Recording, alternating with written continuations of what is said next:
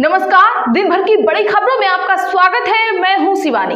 आज की खबरों में बात होगी नरेंद्र भी गायब, सिलेंडर भी गायब, संसद के बाहर सैकड़ों सांसदों ने बोला धावा की और राहुल के नोटिस से संसद का बढ़ा पारा। मंत्री के उठते ही एब्सटीन के लगे नारे की, वही मारने लगा ईरान तो ट्रंप को नहीं सूझ रहा रास्ता, न कहा जा रहा न सहा जा रहा। साथ ही ज्ञानेश कुमार की बढ़ी मुसीबत, अब 200 सांसदों ने किया साइन, क्या देना होगा इस्तीफा की। और खबर के अंत में बात होगी, क्या ईरान ने भारतीय जहाजों को जाने की दी इजाजत, गोदी मीडिया के दावे की सच्चाई की। इसी के साथ आज दिन भर की सभी बड़ी और प्रमुख खबरों को जानेंगे विस्तार से। उससे पहले एक नजर सुर्खियों पर। जम्मू कश्मीर के पूर्व सीएम फारूक अब्दुल्ला पर फायरिंग, सुरक्षा कर्मियों ने बचाया, हमलावर बोले उन्हें 20 साल से मारना चाहता था। भारत पर फिर से टैरिफ लगाने की तैयारी में अमेरिका, 16 बिजनेस पार्टनर्स के खिलाफ जांच शुरू, अनुचित व्यापार के सबूत मिले तो भारी टैक्स लगेगा। बंगाल की 288 सीटों पर एक ही चरण में होंगे मतदान, चुनाव आयोग के अधिकारी ने जानिए क्या बताया। रिपोर्ट, ईरान में अभी सरकार नहीं गिरा पाएगा अमेरिका, मौजूदा लीडरशिप का जनता पर पूरा कंट्रोल, ट्रंप जल्द ऑपरेशन खत्म कर सकते हैं।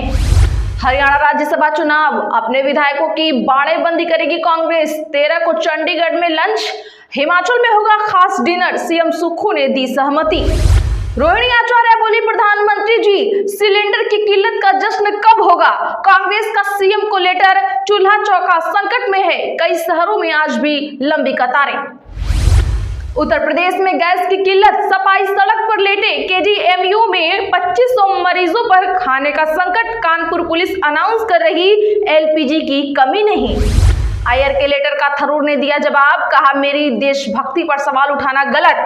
आयर ने लिखा था, क्या आप मोदी की कृपा चाहते हैं। पंजाब विधानसभा में कांग्रेस एमएलए पर हंगामा, खैहरा के खिलाफ दूसरा प्रस्ताव पास, चीमा बोले मोगा रैली में शाह से पूछेंगे फंड क्यों रोका। सिर्फ आमदनी के आधार पर तय नहीं कर सकते क्रीमी लेयर, ओबीसी रिजर्वेशन पर बोला सुप्रीम कोर्ट। विधानसभा केरल चुनाव, माकपा को तगड़ा झटका, अम्बलपुझा के पूर्व विधायक सुधाकरन ने निर्दलीय चुनाव लड़ने का किया ऐलान। नीतीश बोले पहले वाली सरकार ने कुछ नहीं किया, मंच पर रो पड़ी मंत्री लेसी सिंह, सीएम को कृष्ण बताया, कहा जब जब विपत्ति आई वो ढाल बने।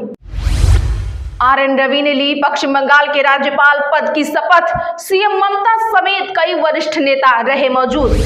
गैस की किल्लत, 900 रुपए वाला सिलेंडर 1800 रुपए से लेकर 2000 रुपए तक मिल रहा, कमर्शियल सिलेंडर के 4000 वसूले जा रहे, इंडक्स की डिमांड 50% बढ़ी। ईरान की मिसाइलों से बचकर मुंबई पहुंचा तेल से भरा जहाज, भारतीय कैप्टन की सूझबूझ से पार हुआ होर्मुज स्ट्रेट। गांवों में 45 दिन में बुक होगा घरेलू गैस सिलेंडर, राजस्थान में रेस्टोरेंट बंद, कर्मचारियों को घर भेजा गया, सड़क पर जलाया चूल्हा। बिहार पर तेजस्वी यादव का तीखा हमला, बोले गरीबी, बेरोजगारी और पलायन में नंबर 1 क्यों है बिहार।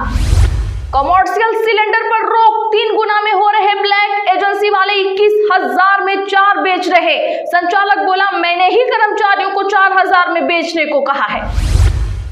केरला में आधार अनिवार्य, तत्काल टिकट पर जवाब न देने पर हाईकोर्ट सख्त, रेलवे बोर्ड को देरी के लिए लगाई फटकार। एलपीजी सिलेंडर की कमी के मुद्दे पर विधानसभा में हंगामा, महंत बोले होटल संचालक परेशान, चंद्रकार बोले ये सदन क्षेत्र से बाहर, नारेबाजी, कांग्रेस विधायक सस्पेंड।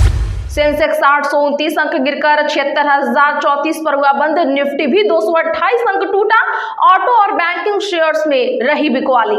चलिए जानते हैं बड़ी और प्रमुख खबरों को विस्तार से। उससे पहले वीडियो को लाइक करें, साथ ही आपसे रिक्वेस्ट खबरों को आखिर तक जरूर देखें।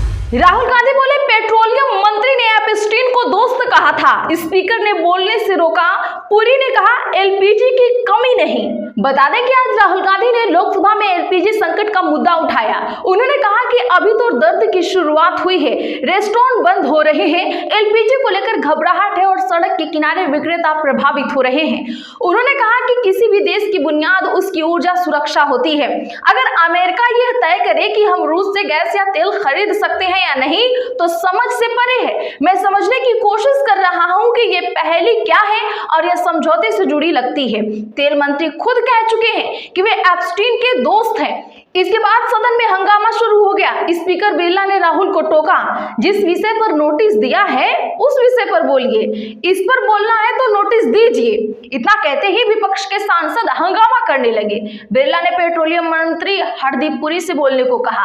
पुरी ने जैसे ही बोलना शुरू किया, एब्स्टीन एब्स्टीन के नारे लगने लगे। वहीं राहुल गांधी ने कहा, प्रधानमंत्री कहते हैं कि घबराने की कोई जरूरत नहीं है, लेकिन वह खुद घबराए हुए लग रहे हैं, बिल्कुल अलग वजहों से। वे एब्स्टीन अडानी केस की वजह से पैनिक है। आपने कल देखा कि सदन के अंदर प्रधानमंत्री की कुर्सी खाली थी। वह देश से कह रहे थे कि घबराए नहीं, जबकि खुद वह परेशान लग रहे थे।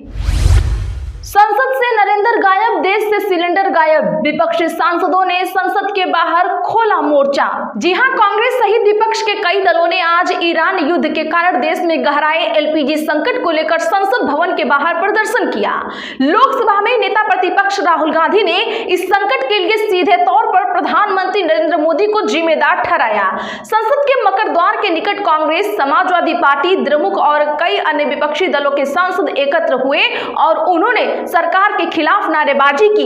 विपक्षी सांसदों ने आज संसद भवन के बाद मोदी जी एलपीजी के नारे लगाए। इसके बाद राहुल गांधी ने एक्स पर तस्वीरें शेयर करते हुए पीएम मोदी पर कटाक्ष किया। राहुल लिखते हैं, संसद से नरेंद्र गायब, देश से सिलेंडर गायब। आपको बता दूं कि संसद के बाहर विपक्षी सांसदों ने गैस सिलेंडर की आकृति वाली तख्तियां भी ले रखी थी, जैसा कि आप स्क्रीन पर देख पा रहे होंगे। लोकसभा में नेता प्रतिपक्ष राहुल गांधी भी इस विरोध में प्रदर्शन में शामिल हुए। वही जानकारी के लिए बता दें तो पश्चिम एशिया में संघर्ष के कारण रसोई गैस की किल्लत के बीच प्रधानमंत्री नरेंद्र मोदी ने बुधवार को लोगों से नहीं घबराने की अपील की थी और जनहित की रक्षा का आश्वासन दिया था। उन्होंने कहा था, मैं लोगों से अपील करना चाहता हूं कि हम केवल सही और सत्यापित जानकारी ही फैलाएं। क्या ईरान भारतीय जहाजों को जाने की इजाजत दी? विदेश मंत्रालय बोला, अभी ज्यादा कहना जल्दबाजी होगी। बता दें कि अमेरिका, इजराइल और ईरान जंग का आज 13वां दिन है। इस संघर्ष के बीच भारत और ईरान के विदेश मंत्रालय ने पिछले कुछ दिनों में 3 बार बातचीत की है। विदेश मंत्रालय की प्रवक्ता रणधीर जायसवाल ने आज एक प्रेस कॉन्फ्रेंस में इसकी जानकारी दी। उनसे पूछा गया कि क्या ईरान ने भारत जाने वाले जहाजों को अनुमति दी है। इस पर उन्होंने कहा कि फिलहाल इस विषय पर ज्यादा कुछ कहना जल्दबाजी होगी। हाल ही की बातचीत समुद्री शिपिंग की सुरक्षा और भारत की ऊर्जा सुरक्षा से जुड़े मुद्दों पर चर्चा की गई। जायसवाल ने यह भी कहा कि भारत ने ईरान के दिवंगत नेता अयतुल्ला अली खामनेई को श्रद्धांजलि दी थी। उन्होंने बताया कि विदेश सचिव ने 5 मार्च को ईरानी दूतावास में जाकर शोक पुस्तिका पर हस्ताक्षर किए थे। सीईसी के पद से हटाए जा सकेंगे ज्ञानेश कुमार, 200 से अधिक सांसदों ने नोटिस पर किया हस्ताक्षर। दरअसल लोकसभा के 130 और राज्यसभा के 63 सांसदों ने एक नोटिस पर हस्ताक्षर किए हैं, जिसमें मुख्य चुनाव आयुक्त यानी सीईसी ज्ञानेश कुमार को पद से हटाने की मांग की गई है। एक सूत्र ने आज यह जानकारी दी। सूत्र के मुताबिक इस नोटिस को कल किसी एक सदन में जमा किया जा सकता है। हालांकि यह स्पष्ट नहीं है कि किस सदन में सौंपा जाएगा। इस बीच विपक्ष के एक नेता ने कहा कि सांसदों ने नोटिस पर हस्ताक्षर करने में काफी उत्साह दिखाया है। आवश्यक संख्या पहले ही पूरी हो जाने के बावजूद आज कई सांसद इस नोटिस पर हस्ताक्षर करने के लिए आगे आए हैं। नियम क्या कहता है आपको बताएं कि नियम के मुताबिक सीईसी को पद से हटाने के लिए लोकसभा से कम 100 सांसदों के हस्ताक्षर होने जरूरी है। वहीं राज्यसभा के 50 सांसदों के हस्ताक्षर जरूरी है। सूत्र ने बताया है कि नोटिस पर इंडिया ब्लॉक के राजनीतिक दलों के सदस्यों ने हस्ताक्षर किए। एक अन्य सूत्र ने कहा कि आम आदमी पार्टी के भी सांसदों ने इस नोटिस पर हस्ताक्षर किए हैं, जबकि आप अब इंडिया ब्लॉक का हिस्सा नहीं है। ये पहली बार है जब किसी मुख्य चुनाव आयुक्त को पद से हटाने के लिए नोटिस दिया जा रहा है। एक उच्च पदस्थ सूत्र के मुताबिक मुख्य चुनाव आयुक्त के खिलाफ 7 आरोप लगाए गए हैं। इनमें पद पर रहते हुए पक्षपाती और भेदभावपूर्ण आचरण से लेकर चुनावी धोखाधड़ी की जांच में जानबूझकर बाधा डालने और बड़े पैमाने पर लोगों को मताधिकार से वंचित करने जैसे आरोप शामिल हैं। ट्रंप के पास जंग खत्म करने का कोई प्लान नहीं, ईरान की ताकत का गलत अंदाजा लगाया। बता दें कि अमेरिकी राष्ट्रपति डोनाल्ड ट्रंप 18 फरवरी को जब यह तय कर रहे थे कि ईरान पर हमला किया जाए या नहीं, तब ऊर्जा मंत्री क्रिस राइट ने एक इंटरव्यू में कहा था कि उन्हें यह चिंता नहीं थी कि अगर युद्ध हुआ तो मिडिल ईस्ट से तेल की सप्लाई पर असर पड़ेगा या तेल के बाजार में गड़बड़ी होगी। राइट ने कहा था कि पिछले साल जून में जब इजराइल और अमेरिका ने ईरान पर हमले किए थे तब भी तेल बाजार पर ज्यादा असर नहीं पड़ा था। उनके मुताबिक उस समय तेल की कीमत थोड़ी बढ़ी थी लेकिन जल्द ही नीचे आ गई थी। ट्रंप के दूसरे सलाहकार भी निजी तौर पर इस तरह की राय रखते थे। उनका मानना था कि चेतावनियां बढ़ा चढ़ा कर दी जा रही हैं और ईरान शायद ही इस बार तेल ले जाने वाले समुद्री रास्तों को बंद करेगा, जिससे दुनिया की लगभग 20% तेल सप्लाई गुजरती है। लेकिन हाल के दिनों में यह आकलन गलत साबित होता दिख रहा है। ईरान ने धमकी दी कि वह होर्मुज स्ट्रेट से गुजरने वाले तेल के टैंकरों पर हमला कर सकता है। यह वही अहम समुद्री रास्ता है जिससे होकर फारस की खाड़ी से निकलने वाले सभी जहाज गुजरते हैं। जम्मू कश्मीर के पूर्व सीएम फारूक अब्दुल्ला पर फायरिंग, सुरक्षा कर्मियों ने बचाया, हमलावर बोला उन्हें 20 साल से मैं मारना चाहता था।